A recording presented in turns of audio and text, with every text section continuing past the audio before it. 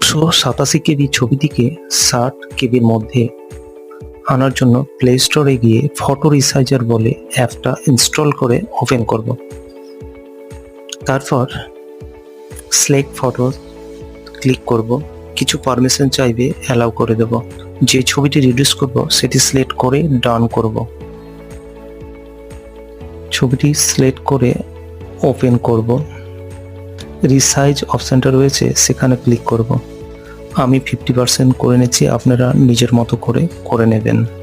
তারপর ছবিটিকে রিনেম করে গ্যালারিতে সেভ করে নেব।